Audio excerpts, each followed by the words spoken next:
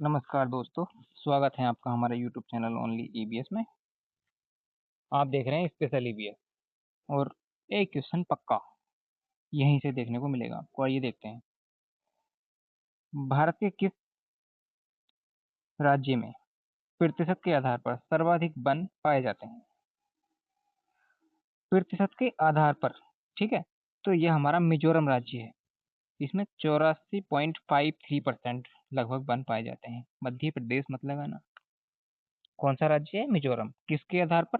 Percentage के आधार पर। हिमालय क्षेत्र में पाए जाने वाला प्रसिद्ध शीत मरुस्थल जयमंडल आरक्षित क्षेत्र कौन सा? शीत मरुस्थल जयमंडल आरक्षित क्षेत्र कहाँ स्थित है? तो हिमाचल प्रदेश में। कहाँ? हिमाचल प्रदेश में। हिमालय क्षेत्र में पाए जाने वाला शीत मरुस्थल जयमंडल आरक्षित क्षेत्र कहाँ पर है? मतलब कोल्ड डेजर्ट बायोस्फीयर हमारा हिमाचल प्रदेश में स्थित है। प्रसिद्ध सुंदरबन डेल्टा उगने वाली सुंदरी नामक वृक्ष कौन सा? सुंदरी नामक वृक्ष किस प्रकार के वनों का उदाहरण है? तो ये हमारा मैग्रोव वन। मैग्रोव वन मतलब ज्वारी अथवा लवणीय दलदली वन का क्या है? हमारा ये उदाहरण है। वो कैसे? देखिए, सुंदरबन जो गंगा नदी इसमें डेल्टा बनाती है, तो वहां पर मैग्रोव ज्यादा है। तो वहां पर ये क्या हमारा मैग्रोव मतलब सुंदरी नामक वन होता है। आइए देखते हैं आगे। अगर हम बात करें अत्यधिक ठंडे पहाड़ी ढलानों पर पाए जाने वाले नुकीले पत्ते वाले शंकुधारी वन क्या कहलाते हैं? तो कोणधारी या टेगा वन कहलाते हैं।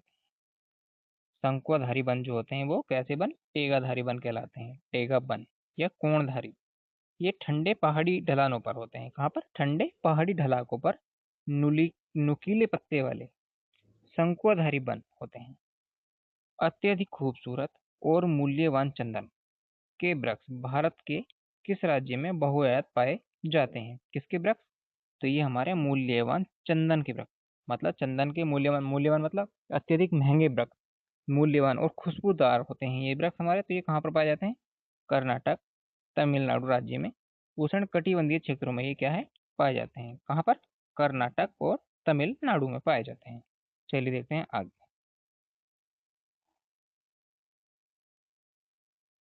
अगर हम बात करें वाहन साइलेंसर से उत्सर्जित होने वाली वह कौन सी गैस है जो रक्त में हीमोग्लोबिन को क्रिया कर दम घोट देती है?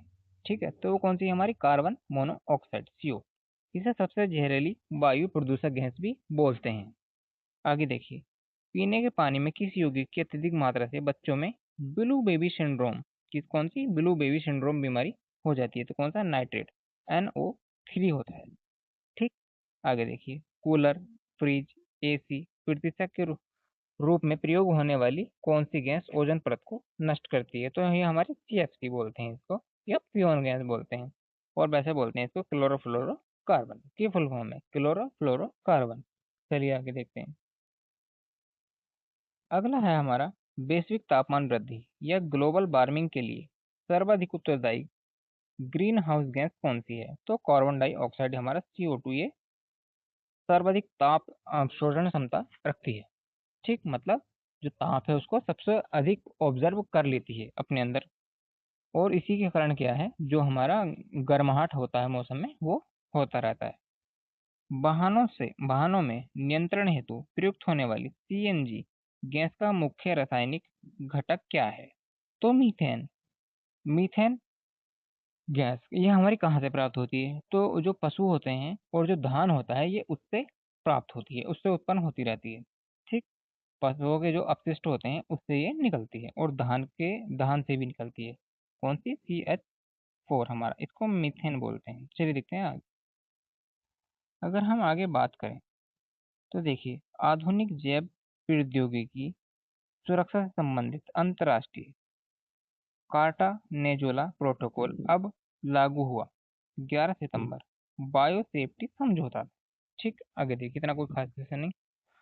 समताप मंडल में स्थित जीवन रक्षक ओजोन परत संरक्षण हेतु ऐतिहासिक अंतर्राष्ट्रीय संधि कौन सी थी? तो ये हमारी मॉन्ट्रियल प्रोटोकॉल है, जो 1987 में 16 सितंबर को लागू हुई।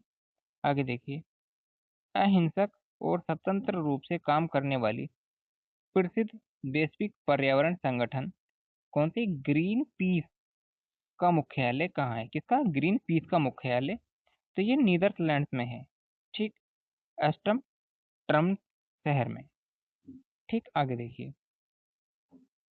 आगे हम बात करें तो पर्यावरण संरक्षण और सतत विकास हेतु ऐतिहासिक पृथ्वी शिखर सम्मेलन, कौन सा? पृथ्वी शिखर सम्मेलन आयोजित हुआ, तो कहाँ पर?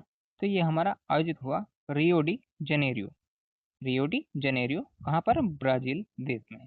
ब्राजील के रियो डी जनेरियो में ये हमारा हुआ था। कौन सा? पृथ्वी शिखर सम्मेलन 1992। अब हम बात करते हैं संकटाग्रस्त प्रजाति, संकटाग्रस्त वनस्पति और वन्य जीवों के अंतर्राष्ट्रीय अवैध व्यापार को रोकने से होने वाली जो संधि है वह कब लागू हुई? तो CITES ये प्रभावित हुई, तो ये 1 जुलाई, मतलब ये कहाँ पर? वाशिंगटन कन्वेंशन में हुई, अमेरिका में। चलिए आगे देखिए।